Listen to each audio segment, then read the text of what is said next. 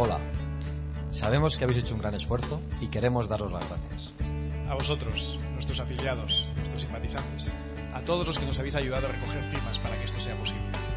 A los que habéis firmado, a los que nos habéis escuchado, a los que todavía os estáis pensando el voto. A los que habéis salido a la calle, a los que estáis convenciendo a vuestra familia, a vuestros amigos, a los que notáis que cada día nos hacen un poco más de caso. Sabéis, vamos a tener éxito porque cada día que pasa somos muchos más. Que sin vosotros no sería posible, pero con vosotros al infinito y más allá. Y cada vez lo tenemos más cerca.